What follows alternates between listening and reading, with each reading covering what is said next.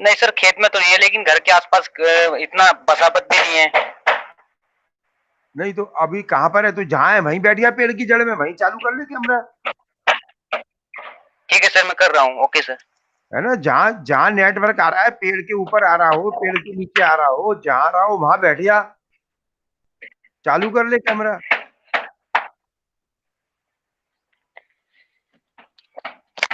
ठीक है रजत, ये टेक आइरिस कौन है? सर आकाश है, आकाश। तो आकाश की शक्ल तो दिख नहीं रही, कि ये तो कोई और लग रहा है आकाश के स्थान पे। आकाश ही है भाई, तो जरा चेहरा ऊपर कर ले आकाश। सर मैं ही हूँ। बाल बाल कैसे कर रखे थे ने, बिल्कुल हनी सिंह टाइप के। सर घर पर काम चल रहा है, मकान बन रहा है, तो ये तो सीमेंट वेमेंट की वजह से हो गए हैं। अच्छा अच्छा। जी सर। कितने लोग हो गए रजत? 8?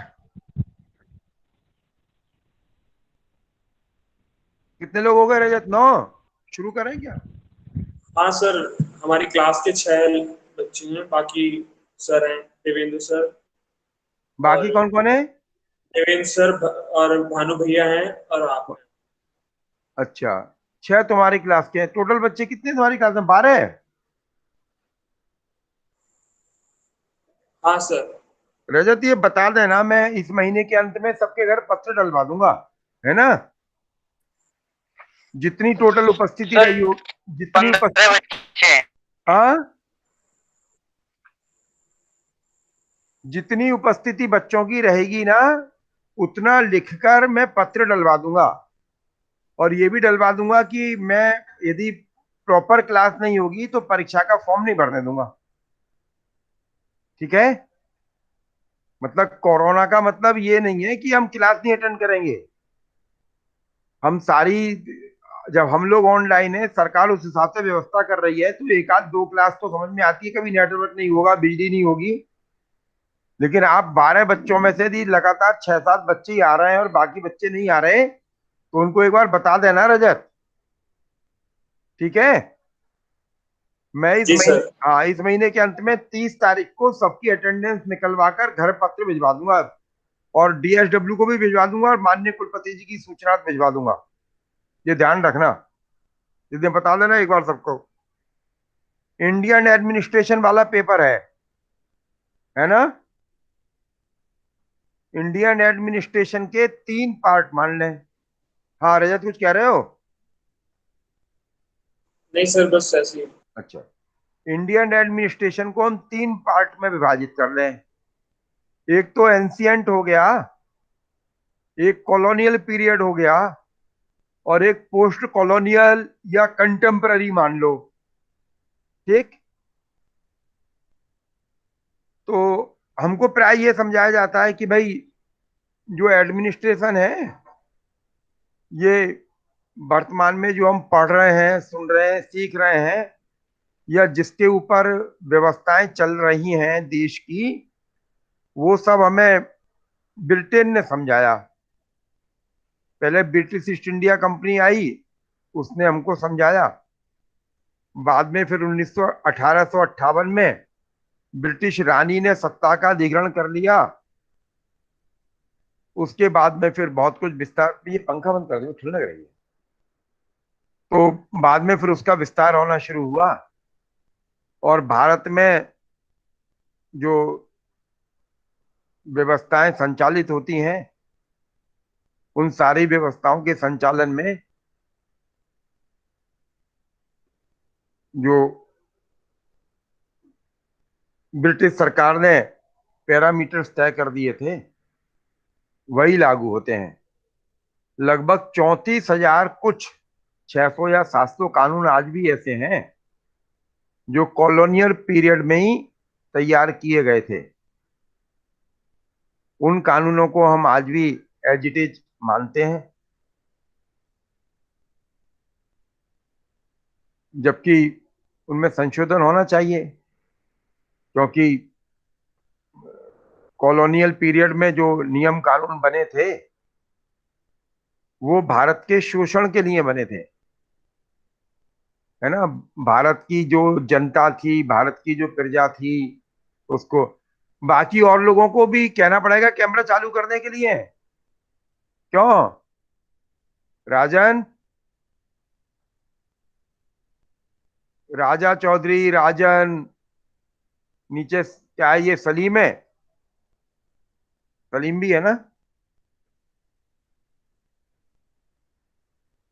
रविंद्र प्रजापति। तो भाई कैमरा चालू करने के लिए कहना पड़ेगा सबको। सर सलीम नहीं है सर। तो कौन है? अली, क्या नाम है दूसरा? सर आकाश कौशल। आकाश कौशल। आकाश कौशल कहाँ है? सर द बैक वेंचर्स के नाम से है उसका आईडी शायद। Back bencher? भाई गुड कहाँ इवनिंग सर। है? कौन सा है back good bencher? Evening sir. कौन है? गुड इवनिंग कौन कर रहा है? Sir Akash Kaushal present sir. Akash Kaushal. भाई कोई ढंग का नाम रख लेता। ठीक है सर, मैं आकाश। चेंज कर अरे सर, यार चेंज कर दूंगा सर। आईडी वाईडी बेटा थोड़ा हमको ऐसा ऐसा बनानी चाहिए जो मनमोहक सी हो, है ना? ठीक है। अब बैक बेंचर तो मतलब ये तो हंसी मजाक की बात अलग है, आप अपने स्टूडेंट्स में कर लो। हमारे सामने चीज आ रही है तो हमारा फर्ज ये भी बनता है कि हम तुम्हें सुसंस्कृत भी करें, है ना? ठीक है। हमारा फिर फर्ज इतना नहीं है कि तुम्हारा सिलेबस पूरा कर दें। हमारा फर्ज ये भी बनता है कि तुम सऊर से रहो, बालों को ढंग से काट के रहो, है ना? दाढ़ी कपड़े लत्ते ढंग से पहनो, बातचीत करने का भी सहूर, बड़ों के आगे कैसे उठा जाता है, बैठा जाता है, अपने को कैसे किसी के सामने प्रेजेंट किया जाता है ना? हमारी ये भी जिम्मेदारी बनती है बेटा। तो हम अपने नाम के आगे अब ये जो क्या है टेक आईडी, किसकी है आईडी? टेक आइरिस किसकी है? सर आकाश मेरी है सिंह। आकाश सिंह। है? सर मेरी है, मेरी आकाश सिंह। आकाश, आकाश दो है क्या? जी सर। आकाश सिंह और आकाश कौशल। जी तो आकाश तुमको भी अपनी जो आईडी है वो अपने जी नाम से बनानी चाहिए। सर, ये मेरे चैनल की आईडी है एक्चुअली में। तो अपने चैनल की आईडी खोलने में कोई भारत सरकार से अनुमति थोड़ी लेनी पड़ रही है। नहीं सर, अपने ये नाम नाम चेंज नहीं हो पाता इसमें सर, ये 90 डेज के अंदर एक बार होता है चेंज। अरे अपनी दो आईडी दूसरे नाम से बना ले, अब मेरी आईडी तो बनानी है तुझे। ठीक है सर, ये सर मैंने यही वाली आईडी दे दी थी ना, जब मुझसे सर ने मांगी थी ना आईडी, तो मैंने बेटा, यही आईडी दे दी, मैंने इसलिए नहीं बनाई दूसरी। अब सुन ना मेरी बात, सुन देवता। अब जी तू ये टेक आइरिस करता, हम कैसे तेरी अटेंडेंस लगाएंगे? हम तो तुझे एब्सेंट कर देंगे। सर भाई दूसरी बना लूंगा। हाँ, अपने नाम की आईडी बनाओ सब लोग। ठीक है सर। मतलब कुलपति जी के पास भेजेंगे इसको, रिकॉर्ड को में एक्सेल में सीट बनाकर। जी मतलब बैक बेंचर यार, मतलब क्या भेजेंगे? बड़ी अजीब सी स्थिति हो जाएगी हमारी। और ये एक आदमी और कौन है जिसने अभी भी कैमरा चालू नहीं किया? क्यों रजत, ये कौन है? नमस्ते सर। हाँ नमस्कार तो सही है, देवता दर्शन दे दो। सर यश नागर। हाँ तो सर, दर्शन दे दो प्रभु। सर मोबाइल का अगला कैमरा टूटा हुआ सर, इसलिए सॉरी कैमरा नहीं चल रहा। कैमरा ही नहीं चल रहा? जी सर, कैमरा टूट गया सर। तो पीछे वाला कैमरा तो चल रहा होगा। जी सर, पीछे वाला चल रहा है। तो उसी को अपनी तरफ रख ले, उसमें कौन सी फर्क पड़ रही? अगर सर बैक से करूँगा तो फिर आप कुछ जैसे पढ़ा रहे हो तो आप नहीं दिख पाओगे। तो मुझे देखना जरूर, मेरी उपस्थिति थोड़ी लगा रहे तुम। मेरी उपस्थिति तो ये बैठे 9-10 लगाने के लिए है, पर तू अकेला, तेरी उपस्थिति कैसे लगे?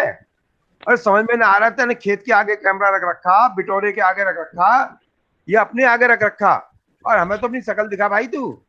जी सर, अभी दिखाता हूँ। हाँ, हमारी मत देख, हमारी कोई, हम तो पुराने होलिए। हमारी शकल कैसी थी रजत बता देगा तुझे। रजत इसे बता दिए, ऐसे मौसम का हाल बतावा है ना कि आज के मौसम का हाल, ऐसी आज पवन शर्मा की शकल ऐसी लग रही। हाँ अब सही है, ऐसी रख के बैठा रहे। दाढ़ी वाड़ी बढ़ा रखी है तेने लंबी चौड़ी, क्यों यश? जी सर। बेटा दाढ़ी वाड़ी कट नहीं रही गाँव में? सर जो काटते हैं वो मोमदन है, तो सर उनके पास जाना नहीं हो रहा। अरे तो तू खुद नहीं काटता है? जी नहीं सर। अच्छा, तो हम तो कटवाई आए जिनसे हम दाढ़ी कटवावे, वो भी उसी समाज के हैं जिसका नाम तैने लिया अभी। हमने उनसे कह दिया तेरे हाथ हाथ धो लेना और छींकना मत, है ना? अब भाई समाज में रहेंगे तो जाना तो पड़ेगा, भाई बंधु है हमारे भाई है। जी बिल्कुल सर। चल कोई बात नहीं है, तो मैं तो पूछ रहा था, ऐसी दाढ़ी वाड़ी बढ़ रही है। खैर चलो, अब और भी कोई बचा है जिसकी शक्ल नहीं दिख रही अभी? गौरव, तेरे भी पैर पूजने पड़ेंगे, राजन के और गौरव के। क्यों भाई? गौरव नो सर। और राजन, यस सर। नहीं तो पैर पूजने पड़ेंगे क्या? No sir. तो फिर राजन, यस सर। हाँ तेरे पूजे हैं। नहीं सर। तो यार बार बार कहनी पड़ रही है, इसका कोई मतलब थोड़ी है, एक एक का नाम लेके कहेंगे हम। सर अब ये 10वां व्यक्ति कौन है? मुझे मिला के 10 है या मुझे छोड़कर 10 है? सर आपको मिला के 10 हैं। अच्छा, तो तू प्रकट नहीं हुआ अभी? क्यों भाई राजन, यस सर। प्रकट होगा नहीं होगा? सर अभी मैं सर मैं पहुंच के मतलब कैमरा ऑन कर रहा हूँ। तो तू कहाँ पर है अभी? कैमरा कहीं छोड़ के चला गया है? नहीं सर, कैमरा तो ऑन है पर मैं रास्ते में था तो मैं घर पहुंच के ऑन करता हूँ सर। अच्छा, मतलब ये गलत बात है ना, जब कह रहे हैं तो शक्ल दिखनी चाहिए हमें। जी ये सर। यश फिर भाग गया है, हैं? चलिए, तो ये माना, अच्छा हम तो यही मान रहे हैं भाई, हमें चेहरा नहीं दिख रहा, out of sight out of mind, है ना, हमें चेहरा नहीं दिख रहा, हम तो ये मानेंगे कि भागा हुआ हमारी नजर से बस। तो खैर ये माना जाता है कि भाई हम जो शासन व्यवस्थाएं चल रही है वो हमको ब्रिटिशर्स ने सिखाया, सर लेकिन वस्तुतः ऐसा है नहीं। हाँ साक्षी। सर मैं एक क्वेश्चन पूछना चाहती हूँ सर, मतलब इस सब्जेक्ट से रिलेटेड नहीं है, वो मेरी एक्चुअली मेरे पापा जी ने पूछा था। हम्म तो वो आपके लेक्चर कभी कभी सुनते हैं, तो उन्होंने कहा था कि शायद मुझे अभी तक इस क्वेश्चन का आंसर नहीं मिल पाया, शायद तेरे सर दे दे, सर से पूछना। हम्म सर पापा जी मेरे ये पूछ रहे थे कि आज के जमाने में, कि आज भी और स्टार्टिंग से भी जितना माँ बाप का अपनी औलाद के प्रति प्यार होता है, लगाव होता है, हम्म बहुत होता है, हम्म उतना बच्चे का अपने माँ बाप से क्यों नहीं होता। फिर हमने कहा कि पापा जी डीएनए होता है, शायद माँ बाप का डीएनए होता है बच्चे में। तो फिर हम्म उन्होंने कहा कि डीएनए जब माँ बाप का होता है तो उस बच्चे का भी तो माँ बाप के प्रति उतना ही होना चाहिए, क्योंकि डीएनए तो दोनों में एक जैसा है। तो सर हम्म। ऐसा सिर्फ माँ बाप का इतना लगाव हो पाता है, बच्चों का उतना नहीं हो पाता जितना माँ बाप का होता है। ये तैने बड़ा थोड़ा गंभीर सा प्रश्न पूछ लिया, फिर भी मैं समझाने की कोशिश करता हूँ। हम्म अ, ऐसा नहीं है कि माँ बाप के प्रति बच्चों का लगाव कम होता है, उतना ही होता है लगभग, ठीक है। लेकिन एक तो डीएनए तो कल भी उतना ही था, आज भी उतना ही है, डीएनए का कोई बहुत ज्यादा अंतर पड़ा नहीं है ना। देसी घी का डीएनए भी उतना ही था, सरसों के तेल का भी उतना ही और डालडा का भी उतना ही है, उससे कोई फर्क नहीं पड़ा। लेकिन कल भी कंस था जिसने अपने बाप को जेल में डाल दिया था, है ना। कल भी रावण था, बदमाशी करता था, है ना। ऐसे बहुत सारे एग्जाम्पल हैं। औरंगजेब कल भी था जिसने अपने बाप को जेल में डाल दिया था, ठीक। आज भी बहुत सारे बेटे ऐसे हैं जो अपने बाप को खाना खिलाए बिना, बाप बीमार है तो उसकी सेवा करे बिना, है ना, उसके कपड़े लत्ते धोए बिना अपना कोई काम नहीं करते, है ना। बाप गरीब है, बाप बीमार है, लाचार है, अपंग है, तो उसको अपने साथी रखते। मैं जानता हूं ऐसे बहुत सारे लोगों को भी जानता हूं।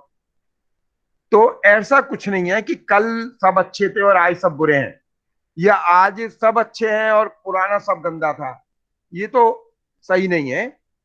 कल भी माता पिता को प्यार करने वाले लोग बहुतायत में थे, आज भी हैं। इसलिए मैं कहता हूं कि हमें अपने अतीत को पढ़ते रहना चाहिए। अतीत को हम पढ़ते रहते हैं तो हमें बहुत सारे जो दिमाग में कंफ्यूजन आते हैं वो दूर हो जाते हैं। लेकिन ये तो सही है कि हाँ, मतलब पहले की तुलना में, जैसे मैं कंपैरिजन, कारण क्या है कि हम कंपैरिजन करते हैं अपने से, ठीक। तेरे पिताजी कंपैरिजन करते होंगे अपने आचार व्यवहार से कि वो अपने माता पिता के प्रति कैसा आचार व्यवहार करते थे। ये मैं भी करता हूं, है ना। मैं अपने पिता के प्रति कैसा व्यवहार करता था और मेरे बच्चे मेरे प्रति कैसा व्यवहार करते हैं, तो मैं कंपैरिजन करता हूं। तो जो प्रश्न तुम्हारे पिताजी के मन में आता है वही प्रश्न मेरे मन में भी आता है, लेकिन मैं परिस्थितियों का फिर मूल्यांकन भी करता हूं। हमारे जमाने में, तेरे पिताजी के जमाने में घर बड़े बड़े होते थे, है ना। माता पिता, माँ के साथ सामान्यतः हम ज्यादा रहते थे और पिता के साथ कम रहते थे। पिता बैठक में बैठते थे, घेर में रहते थे, और हम माँ के साथ घर में रहते थे, ठीक है।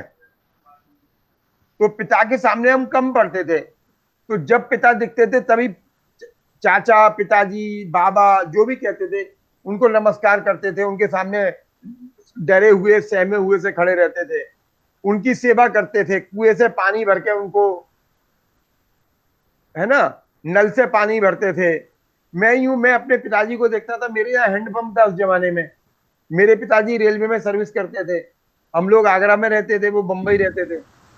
वो महीने में 15 दिन में आते थे, तो हमको लगता था कि उनको जितना आराम दे सकते हैं, उनको नहाने के लिए पहले 2 बाल्टी पानी भर देते थे, फिर खड़े रहते थे बाथरूम के बाहर, पिताजी पानी खत्म हो जाएगा तो फिर भर के दे देते थे, उनकी टांग दबाते थे, है ना। अच्छा, दूसरे ये भी था कि पहले घर में संस्कार डालने का काम माँ करती थी, ठीक। हमें याद है कि हमारी माँ ने पहली चिट्ठी लिखवाई थी, तो मुझे याद है मेरी माँ ने चिट्ठी लिखना पहले, हम लोग तो सरकारी स्कूलों में पढ़े, चुंगी स्कूल में पढ़े, तो वहां पे कोई चिट्ठी विट्ठी लिखना नहीं सिखाता था मास्टर। 5वीं क्लास तक तो कोई चिट्ठी विट्ठी लिखना सिखाता ही नहीं था। तो मेरी माँ ने जब पहली चिट्ठी लिखवाई, तो मेरी माँ ने चिट्ठी लिखवाई कि आदरणीय पिताजी, आपके कमल रूपी चरणों में सादर चरण स्पर्श। अब जो माँ जानती थी, जो माँ को सिखाया गया था, वही उसने अपनी संतान को सिखाया, ठीक। अब तो माँ ही नाम ले रही है पति का, वो नाम भी प्रॉपर नहीं ले रही, उसने निक नेम रख रखे हैं, टिंकी, मिंकी, सिंकू ए रख रखे हैं, और जैसे नाम माँ ने रख लिए पिताजी के, वैसे पिताजी ने नाम रख लिए। मतलब मैं तो लेना नहीं चाहता। हमारे एक रिश्तेदार की शादी हुई, शादी होने के नाम में अरे नाम ही रखना था तो मूल नाम ले लेते वो, तो उन्होंने एक टीवी सीरियल के किरदार का नाम रख लिया। मैं गया अपने रिश्तेदार के यहाँ, तो मैंने देखा वो हल्ला मचा रही है टीवी सीरियल के किरदार का नाम ले लेकर, देव देव देव। मैंने कहा साला देव कौन है घर में। मैंने पूछा भाभी जी देव कौन है, तो वो चुप हो गई। मुझे बाद में मेरी पत्नी ने बताया कि इनका नाम, जो इसके पति देव है, उनका नाम ये देव है। मैंने कहा उसका नाम तो फलाना है, तो बोली नहीं, वो फलाने टीवी सीरियल से हाईली इन्फ्लुएंस्ड है, ये इम्प्रेस्ड है, तो उसने इसका देव ले। तो उसने भी उसका नाम, जो टीवी सीरियल में उस हीरोइन का था, वो उसने उसका नाम रख लिया था। अब मेरे नाम लेना था तो जो अपने वास्तविक नाम थे वो ही ले लेते थे। जब पत्नी को या माँ को ही हीरो हीरोइन या टीवी सीरियल के कैरेक्टर प्रभावित कर रहे हैं, तो वो बच्चों में क्या संस्कार डालेगी, या वो बाप बच्चों में क्या संस्कार डालेगा। जब मेरी माँ ने मुझे बताया कि आपके कमल रूपी चरणों में सादर चरण स्पर्श, और नीचे मैंने लिखा आपका आज्ञाकारी पुत्र, अब तो दांत दबा के हंसोगे कि आज्ञाकारी, हमें क्या दोस्ती कहेंगे, तो हमें, तू तो अपने बाप की कोई आज्ञा मानता नहीं है। अब जब टीवी सीरियल में, पिक्चरों में दिखाया जा रहा है नाम लेकर कि अरे पवन तेरे बाप का पत्र आया है, इस बात पे तो हमारे जमाने में लट्ठी चल जाते थे कि तेने हमारे बाप को बाप कैसे कह दिया। चाचा कहता, ताऊ कहता, कुछ भी कहता, तो अब तो बल्कि पत्नी कह रही है, अब तो सुनो तुम्हारे बाप ने, या सम्मान से बोली, कह रही तुम्हारे पापा ने, कहते हैं ना। तो भाई जब पति या माता पिता ही ये बात कर रहे हैं, तो वही बात तो बच्चा देख रहा है, वो भी देख रहा है। अच्छा, बच्चा खुद देख रहा है कि पत्नी पूछ रही है सुनो तुम्हारे पिताजी का पत्र आया है, वो गांव से आना चाहते हैं। अब वो बच्चा 5 साल का वहां बैठा हुआ है और वो देख रहा है कि मेरी माँ कह रही है तुम्हारे पिता का पत्र आया था, अब वो कह रहा है अरे यार ये हत्या कहां से आ गई। तो 5 साल के बच्चे का माइंड मेकअप हो रहा है ना कि यार ये तो अपने बाप को हत्या कह रहा है। तो अब वो बड़ा हो रहा है तो उसको ये समझ में आ रहा है कि बाप यानी हत्या, बाप यानी बला, बाप यानी प्रॉब्लम, बाप यानी समस्या, बाप यानी बंधन। तो वो बड़ा हो रहा है तो वो यही मान रहा है बाप भी यही है। तो वो धीमे धीमे बंधनों से मुक्त होने के लिए यदि संभव है तो आपसे बचना चाहता है, आपसे दूर रहना चाहता है, हॉस्टल जाना चाहता है। तो ऐसा नहीं कि डीएनए में कोई कमी आ गई है, हमारा जो व्यवहार है वो बदल गया है। ठीक, जनरेशन गैप इतना हो गया कि अब हम खुद ही नहीं कुछ सिखा पाते अपने बच्चों को। हम समझ में नहीं आ रहा कि हमें परंपरा से जो संस्कार प्राप्त हुए हैं वो सही है, या जो संस्कार हमें टीवी सिखा रहा है, पिक्चर सिखा रही है, वो सही है। हमें न्यूक्लियर फैमिली में रहना चाहिए या हमें जॉइंट फैमिली में रहना चाहिए। ठीक, स्कूल सिखा रहे हैं। मेरे घर में, मुझ जैसे घर में मेरी बेटी स्कूल जाती थी तो मेरी बेटी अपनी क्लास में कहती थी, आई हैव 2 सिस्टर्स, 2 ब्रदर्स। मेरे 2 भाई हैं, 2 बहन हैं, हम कुल मिलाकर 5 भाई बहन हैं। ठीक, तो क्लास में पूरी क्लास हंस पड़ी कि how many children your parents have. तो मतलब ये माना गया कि हम तो पुराने जमाने के आदमी हैं, 5 बहन भाई हैं घर में। तो फिर बाद में जब मैं और मेरी पत्नी पेरेंट्स मीटिंग में गए तो टीचर ने पूछा, तो हमने बताया कि हमारा संयुक्त परिवार है, हमारे भाई के बच्चे हैं। तो हमारी बेटी की टीचर जान गई। लेकिन एक दिन जब मेरा भतीजा कह रहा था कि I have 1 brother and 1 sister, I have 1 brother and 1 sister, वो फैमिली के ऊपर ऐसे याद कर रहा था। तो मेरी बेटी ने जाके उसको कहा कि 1 ब्रदर 1 सिस्टर क्यों कह रहा है। मैं कहां गई, अब वो बिल्कुल अगास्ट, अचंभित, क्योंकि उसको तो उसकी टीचर ने पूछ लिया था, उसने बता दिया था। तो भाई जब मुझ जैसे के घर में ये हो रहा है, जो दुनिया भर की पंचायत करना जानता है, बोलता है, तो फिर तो जो सामान्य, जिनके पास उतनी भगवान की कृपा से दृष्टि नहीं होगी, तो उनकी क्या स्थिति है। मेरे पिताजी बताते थे कि हम 13 बहन भाई हैं। मेरे पिताजी अपने चाचा ताऊ सबके बहन भाइयों को गिनकर बताते थे। अब कोई कहेगा 13 बहन भाई हैं तो उसको तो कानाफूसी हो जाएगी पूरी क्लास में, समाज से बहिष्कृत कर देंगे कि ये तो फैमिली प्लानिंग को मान ही नहीं रहा है, क्रिकेट टीम बना ली इसने तो पूरी। तो परिस्थितियां ऐसी बन गई। उन परिस्थितियों के हिसाब से यदि आज की महिला कहेगी कि बेटा पत्र लिखो, write a letter to your father, है ना, I would like to touch your lotus feet, आपके तो पहले तो वो बता ही नहीं सकती, क्योंकि वो तो कमल रूपी चरण, वो तो दिन में 10 बार ताना दे रही, तुम्हारे पैर कितने गंदे हैं, इनको साफ क्यों नहीं रखते हो, खड़ूस जैसे पैर तुम्हारे हैं। लो, वो अपने पति के पैरों को बता रही है क्या भैंसे के थे खुर, वो कह रही है अपने खुरों को पल्ली तरफ रखो, है ना, शिफ्ट योर खुर्स। अब वो बच्चा देख रहा है कि ये तो मेरे बाप के पैरों को खुर कह रही है। तो जब वो, तो संस्कार कहां से आएगा भाई। संस्कार तो मां सिखाती है ना, माता बच्चे की पहली गुरु है ना।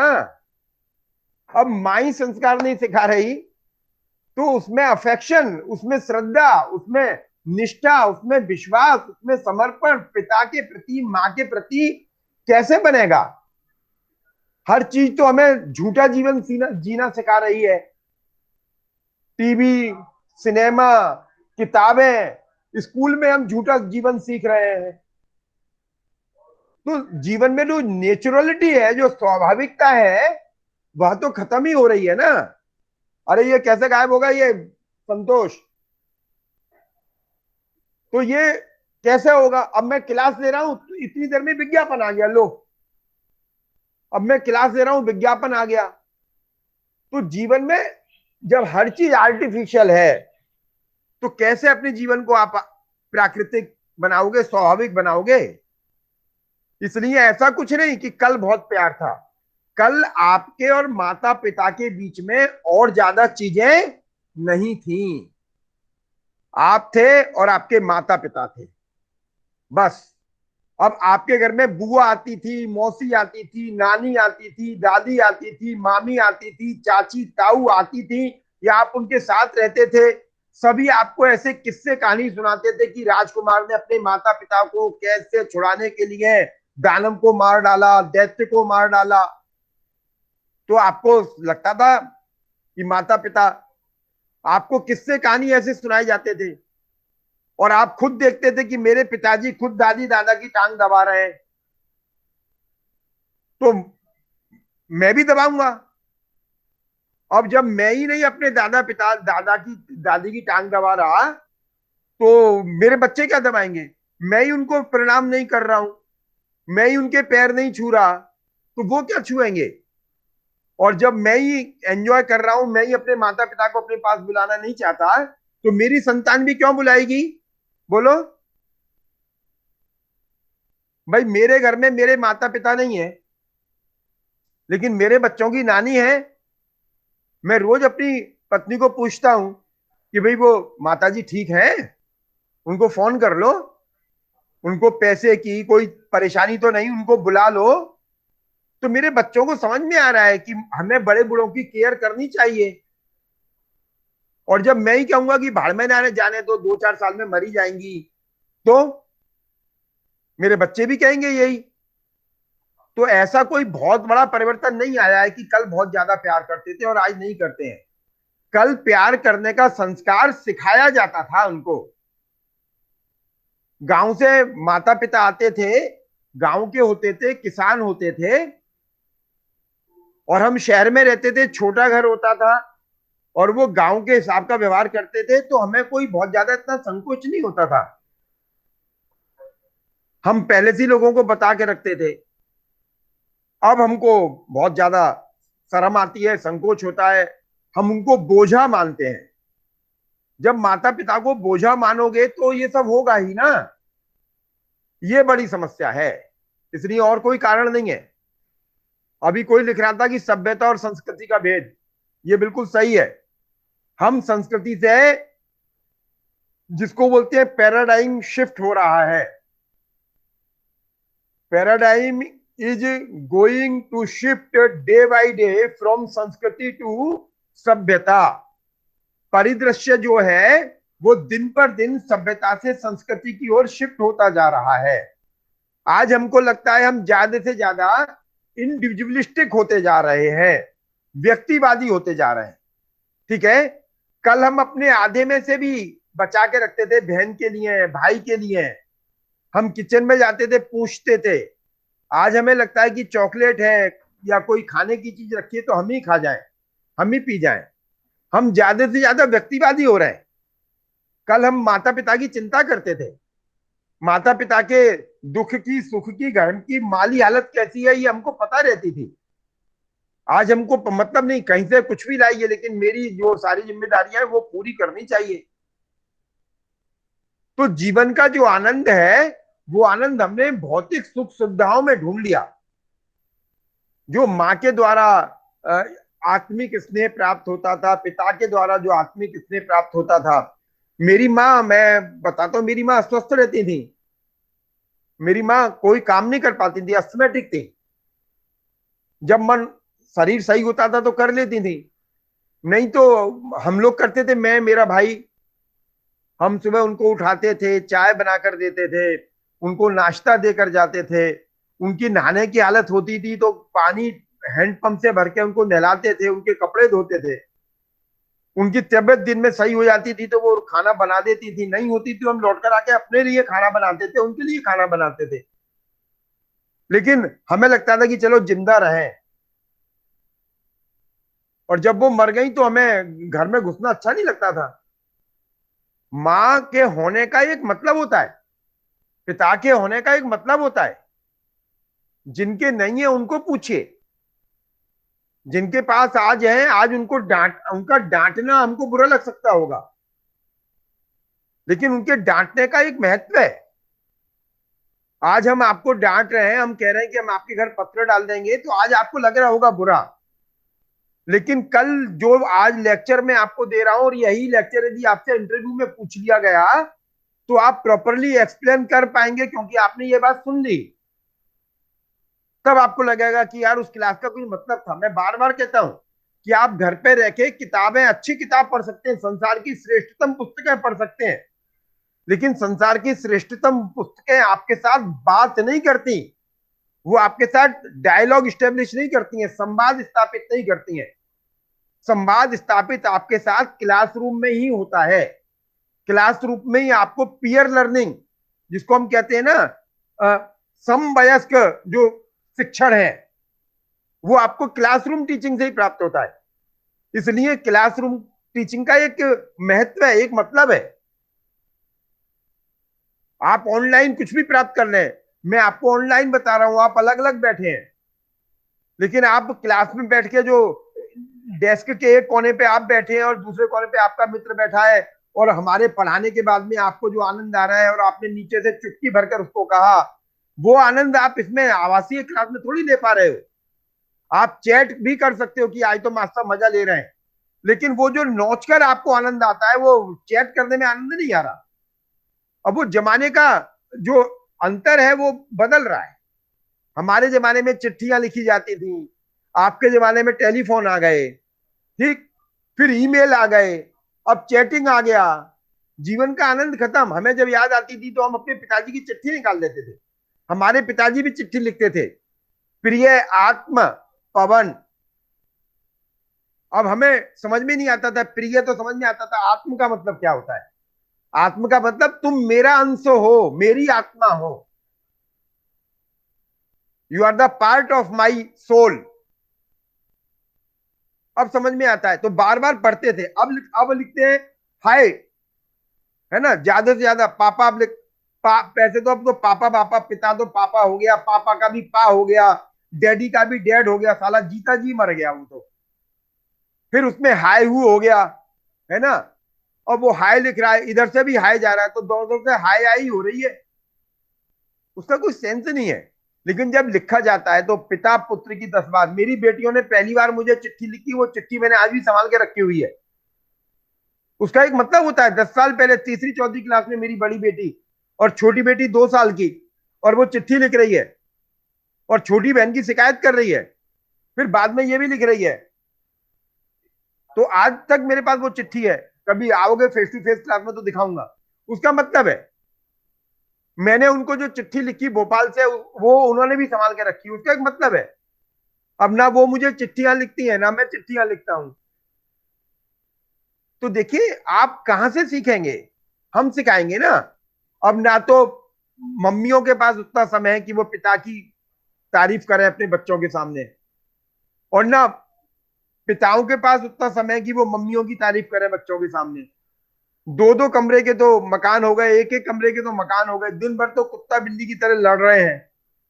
तारीफ भी करेंगे तो वो बच्चा कहेगा क्या बात है पापा, आज तो लगता है समथिंग स्पेशल टुडे। क्यों? अरे आप तो आज मम्मी को अपीज कर रहे हो। अब इस तरीके की बातें बच्चा देखेगा, दिन भर तो साथ ही रह रहे हैं।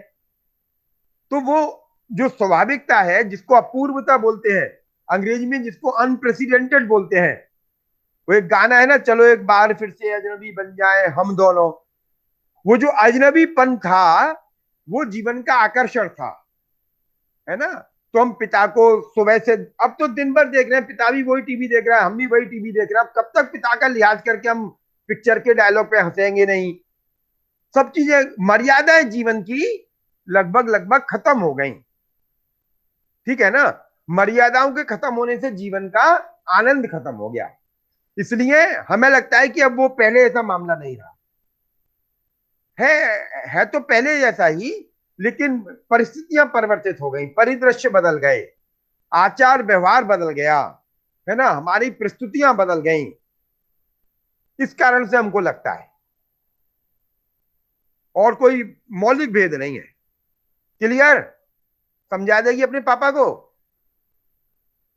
है ना। इसलिए मैं बार बार कहता हूं कि उत्तरोत्तर जब हम सभ्यताओं की तरफ बढ़ेंगे तो सभ्यताएं यानी विनाश। ये लोथल, कालीबंगा, धोलावीरा, हड़प्पा, मोहनजोदड़ो, ये संस्कृतियां नहीं है। ये क्या थी? ये सभ्यताएं थी। हम सभ्यता की ओर बढ़ रहे हैं। मैं संस्कृति की बात कर रहा हूं, लेकिन आपको पढ़ा रहा हूं सभ्यता के उपकरण से। ये जो मैंने कान में लगा रखा है, इससे जो इलेक्ट्रोमैग्नेटिक सर्कल बन रहा है वो मेरे शरीर को प्रभावित करेगा ही। तो मैं धीमे धीमे नष्ट होने की तरफ बढ़ रहा हूं। लेकिन यदि यही संस्कृति की ओर मैं लौटना शुरू करूंगा, जो मैंने आपसे कहा मैं ध्यान के माध्यम से आपको पढ़ाऊं, तो वो टाइम टेकिंग तो होगा, समय लगेगा, क्योंकि वो प्रक्रिया हम भूल गए। भगवान कृष्ण अर्जुन से गीता में यही कहते हैं ना, जब वो ज्ञान दे रहे हैं तो अर्जुन कह रहा बड़े ज्ञान दे रहे हो आप, तो आप और मैं तो समवयस्क हैं, आप बड़े ज्ञानी हो गए। तब भगवान कृष्ण ने कहा कि डोंट मेक फन, मजाक मत करो भाई, मैं और तुम बराबर होते हुए भी मुझे पुराना सब कुछ याद है, ठीक है ना। I can recall my old period, but you are not able because you are surrounded by the माया। तुम माया से ग्रस्त हो, मैं माया से ग्रस्त नहीं हूं, मैं माया से मुक्त हूं, क्योंकि मैं ब्रह्म हूं, ठीक है ना। सूर्य को कोई माया से ग्रस्त कर सकता है क्या? सूर्य को कोई बंद कर सकता है क्या? घटा भी सूर्य को के प्रकाश को बिजली के बल्ब की भांति, आप बिजली का बल्ब बंद कर दो, घटा घटा टोप अंधेरा हो जाएगा। लेकिन सूर्य के ऊपर कितना भी ग्रहण आ जाएगा तब भी घटा टोप अंधेरा नहीं होता ना।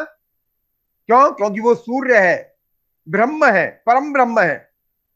ये वही स्थिति है, हम माया से आवृत हैं। तो जैसे जैसे हम सभ्यता के निकट और सभ्यता के चरम पर पहुंचते हैं, वैसे वैसे हम नष्ट होने के ज्यादा करीब हो जाते हैं, ठीक है ना। तो ये सभ्यता जनित समस्याएं हैं, ये रहेंगी, पैरेलल चलेंगी। हम जितना सावधानी रख सकते हैं, जितना संस्कृति के आधार पर। अब आप देखिए एक नया ट्रेंड सेट हो रहा है, लड़की जब बहू बनती है तो वो सास ससुर को साथ रखना पसंद नहीं करती, लेकिन किनको रखना पसंद करती है? क्यों रे राजा चौधरी, किनको रखना पसंद करती है? सर अपने छोटों को या फिर अपने अपनी माँ बाप फैमिली वालों को? अपने माता पिता को। जी। तुम्हारी बहू तुम्हारे माता पिता को साथ नहीं रखना चाहेगी, अपने माता पिता को रखेगी। और यही काम तुम्हारी बहन कर रही है, तुम्हारी बहन भी यही काम कर रही है। पैराडाइम शिफ्ट हो रहा है। पहले सास ससुर साथ रहते थे, तो जैसे यदि मान लो मेरी बेटी मुझे अपने साथ रखना चाहती है, तो मुझे बोलना चाहिए कि बेटी अपने सास ससुर को साथ रखो। तब मेरा बेटा, मतलब मेरे पास बेटा नहीं है भगवान की कृपा से, ठीक, तो मैं उस झंझट से मुक्त हूं कि मेरा बेटा मुझे रखेगा नहीं रखेगा। लेकिन यदि मेरे बेटा होता तो मैं अपनी बेटी से कहता, बेटी तुम अपने सास ससुर को अपने साथ रखोगे तो तुम्हारी भाभी भी अपने सास ससुर को अपने साथ रखेगी। रहेगा तो एक ही माता पिता साथ ना, तो तुम अपने सास ससुर को साथ रखो तो तुम्हारी बहन भी अपने सास ससुर को साथ रखेगी, तुम्हारी भाभी भी साथ रखेगी। लेकिन तुमने कहा नहीं, मैं तुम्हारे माता पिता को साथ नहीं रखूंगी, मैं अपने माता पिता को साथ रखूंगी। अब ये है, यही पैराडाइम शिफ्ट हो रहा है।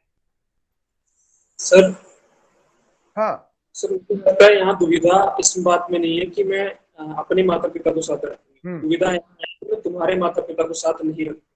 हाँ, वो तो अब आप देखिए, बिल्कुल तुमने सही कहा, क्योंकि अब सास ससुर जो है वो तेरे माता पिता हैं, मेरे नहीं है। और वो पति जो है, मतलब अब पैराडाइम क्या शिफ्ट हो गया है, पत्नी के तो एक ही माता पिता हैं, पत्नी के तो एक ही माता पिता हैं जो उसके मम्मी पापा हैं, लेकिन पति के अब दो माता पिता हो गए। एक तो उसके बायोलॉजिकल माता पिता जिन्होंने उसको पैदा किया, और दूसरे उसके पत्नी के भी माता पिता।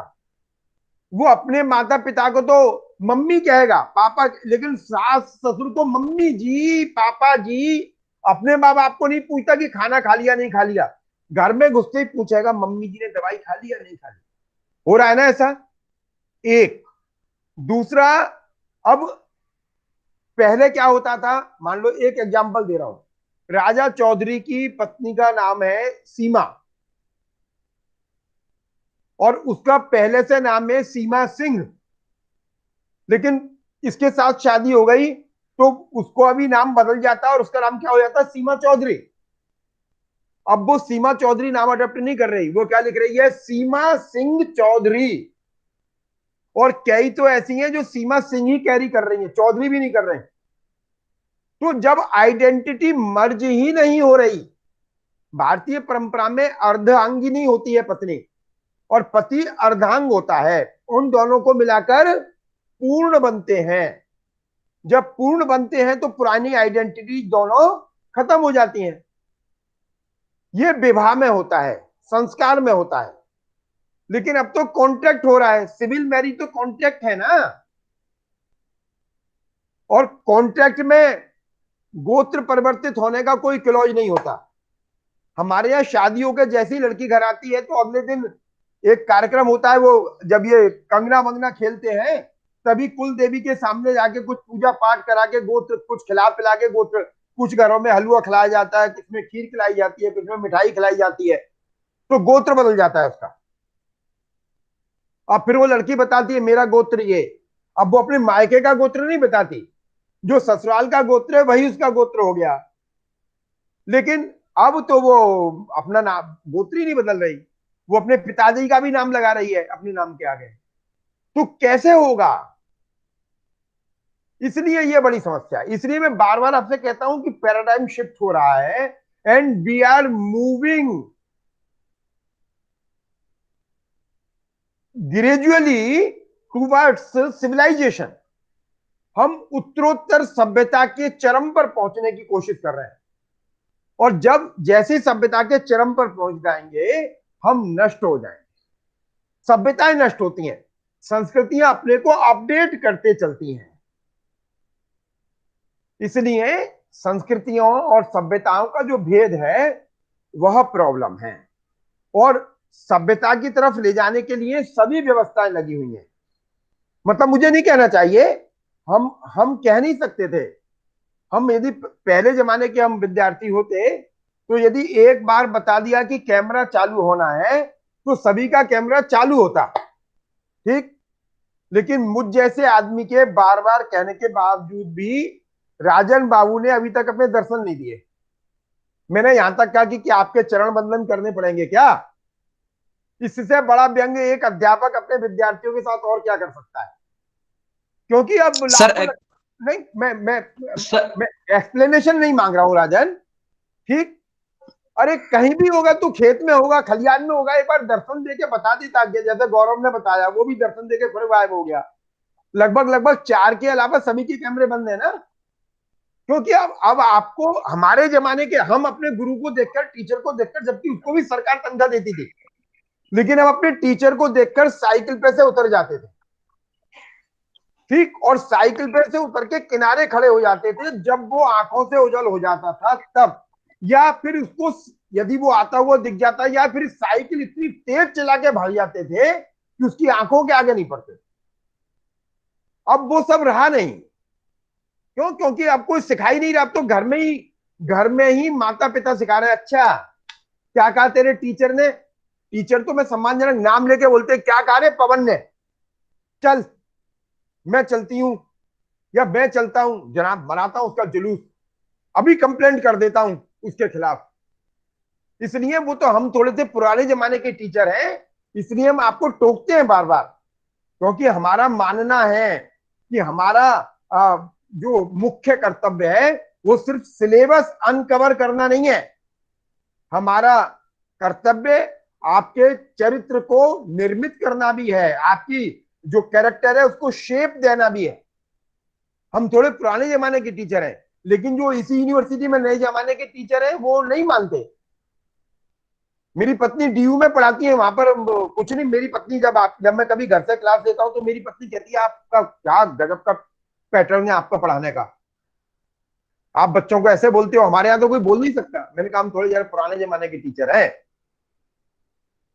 तो जब ये व्यवस्थाएं, अब सरकार, हम आपको डांटने का अधिकार नहीं है, हम आपको डांट नहीं सकते, है ना, हम आपको समझा नहीं सकते, हम आपकी गलतियों पर यदि आपको दंडित नहीं कर सकते तो हम काय के बड़े। ये भी ठीक है कि हमें आपको बिना किसी भेदभाव के, जाति के, धर्म के, पैसे के, अमीरी के, गरीबी के, इन सब से परे होकर हमें आपको पढ़ाना चाहिए। और यदि हम ऐसा करते हैं तो हम शिक्षक कहलाने के अधिकारी नहीं है। तो दोनों तरफ से, इसलिए लोग बात कहते हैं अरे क्या बेटा बेटा कहते हो पवन जी आप? मैंने कहा बच्चों के साथ मैं कनेक्ट कैसे करूंगा? बच्चों के साथ यदि मेरी आत्मीयता प्रतिष्ठापित नहीं होगी तो बच्चे मुझे समझेंगे कैसे? मैं बच्चों को कैसे समझूंगा? मैंने राजन को डांटा, राजन ने मुझे बताया मेरे घर की समस्या ये है। मैंने कहा ठीक है, आज तक मैंने जो तुझे डांटा उसको मैं वापस लेता हूं, और आज के बाद मैं तुझे क्लास में 10-5 मिनट तू लेट आएगा तो कोई परेशानी नहीं, क्योंकि तेने बताया तू अपनी माँ की सेवा करके आता है। यदि वाकई में करके आता है तो मैं कनेक्ट हुआ ना इसके साथ।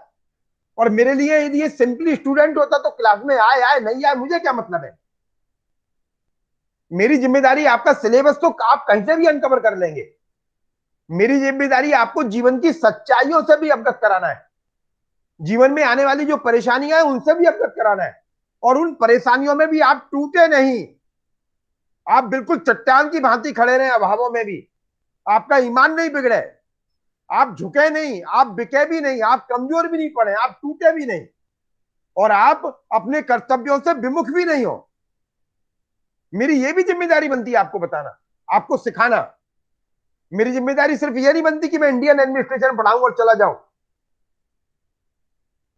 अब ये अंतर आ गया, ये अंतर सिर्फ माता पिताओं में नहीं आया, बच्चों में नहीं आया, शिक्षकों में भी आ गया। हमारी जिम्मेदारी बनती है, हम यूनिवर्सिटी के शिक्षक हैं, हमारी जिम्मेदारी बनती है कि हम यूनिवर्सिटी से आपको परिचित कराएं, सार्वभौमिकता क्या होती है उनसे परिचित कराएं, सार्वभौमिक चिंतन क्या होता है उससे परिचित कराएं, सार्वभौमिकता के आधार पर विश्व बंधुत्व की प्रतिष्ठापना कैसे होती है, ये हमारी जिम्मेदारी बनती है। और जब हम विश्व बंधुत्व की प्रतिष्ठापना आपके व्यक्तित्व में करा देते हैं तब मेरा और तेरे का भाव तिरोहित होता है। लेकिन नहीं, हमको तो तमाम सीमाओं में रहकर पढ़ाना है, हम आपको डांट नहीं सकते, हम आपको समझा नहीं सकते, हम आपको आपकी गलतियों पर चेता नहीं सकते, हम आपको पहले कान पकड़ के खड़ा कर देते थे, मेज के ऊपर खड़ा कर देते थे, क्लास के बाहर निकाल देते थे, चल अपने माता पिताजी को बुला कर ला। हम कर नहीं सकते आपके साथ ये सब। तो आपका चरित्र निर्माण कैसे होगा? लिंकन ने पत्र लिखा है अपने शिक्षक को, लिंकन तो अमेरिका में, वो पत्र मेरे पास है, लाओगे तो कल लाके मैं आपको पढ़ के सुना दूंगा। मेरी माँ जब पहली बार मुझे चुंगी स्कूल में भर्ती कराने के लिए लेकर गई तो मास्टर साहब को कहकर आई कि मास्टर साहब हड्डी हड्डी हमारी, चमड़ी आपकी। अब हम यदि आपको डांट भी दें तो माता पिता आके हमारा चालान कटवा देंगे। तो शिक्षक के मध्य में और जो विद्यार्थी के मध्य में पिता पुत्र का संबंध बन जाता था। भारतीय परंपरा में शिक्षक जो है वो शिक्षार्थी का पिता होता है।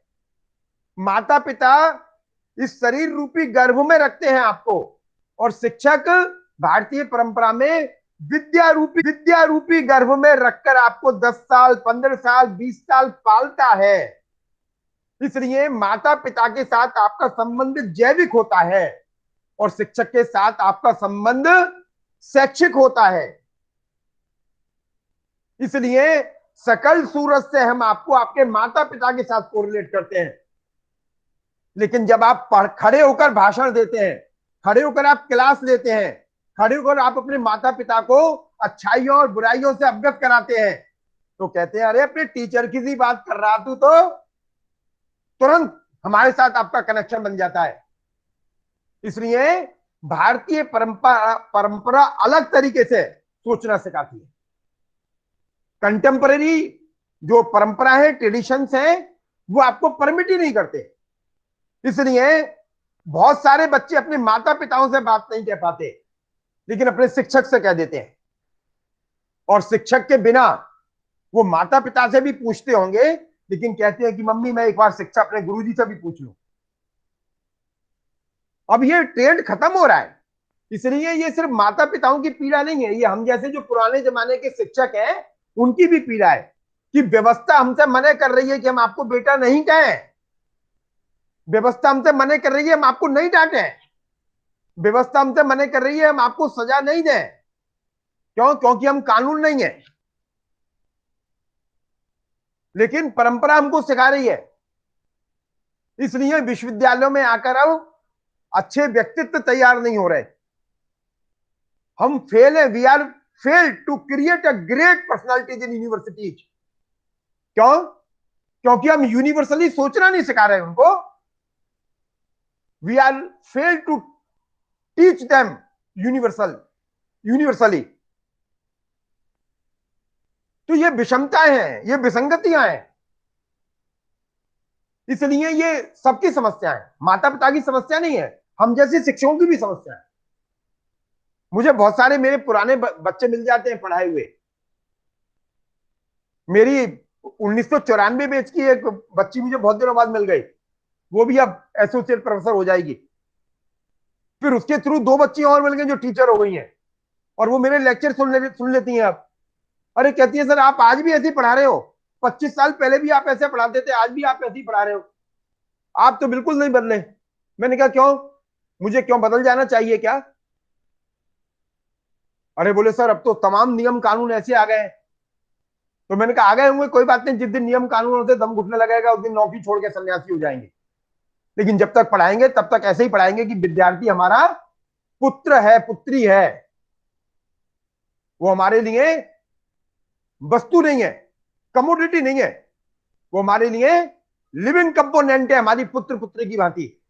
इसलिए हमारी जिम्मेदारी बनती है कि बायोलॉजिकल रिलेशन मेरा जो मेरे पुत्र पुत्री के साथ है, वही रिलेशन मेरा विद्या जनित आपके साथ है।